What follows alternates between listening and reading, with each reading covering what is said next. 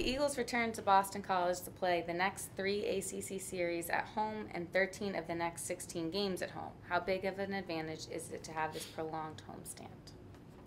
Yeah, it's awesome. It's something that, to be frank, we're not used to in our program.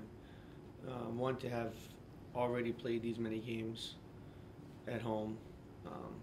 Two, it's a nice switch that, because of weather and field conditions, a game is now moved to BC instead of away from BC, which, in our program in the past, it's something that we're used to having home games moved away, and now that's gone.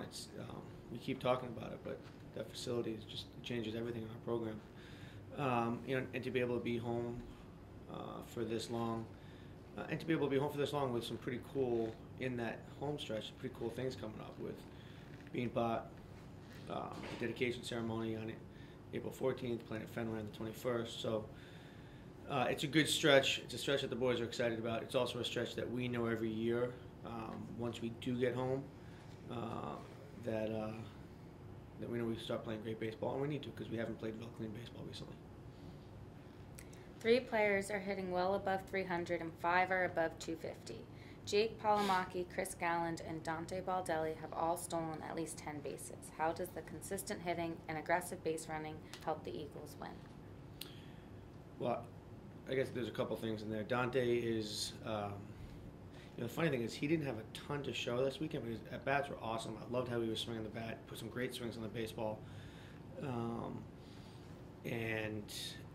I thought he was dangerous and scary this weekend, and again, the results didn't show. He had a couple hits, but he hit one ball into the wind that would have been out really on any other day.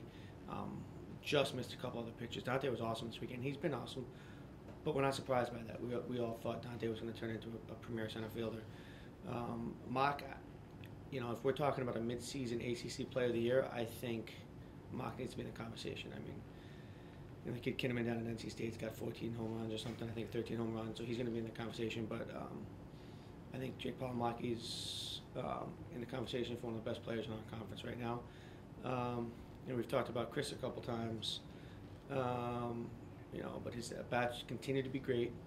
We all know that his speed is game-changing, but he's not playing like a freshman. He's playing like a kid that has been to the league already, and he's giving us great at-bats. He's playing hard. He's having fun. He's doing what we want. And, we do have a lineup not built on power, built on quality at-bats and speed and stealing bases and running and reading dirt balls. And those 3 guys are right at the heart of that. BC hosts Pittsburgh this weekend. Talk about the Panthers and what fans can expect in this series. Yeah, I think fans know that anytime you have an ACC team rolling in, it's going to be a really good quality opponent. And Pitt's going to be no different, and we're excited to get them. Joe Giordano is one of the great guys in our league and a great baseball coach, and it's always fun to match up against him. And between now and then, we'll work on Harvard today in the Beanpot, and another good quality local opponent tomorrow in UMass, and then get ready for Pitt this weekend.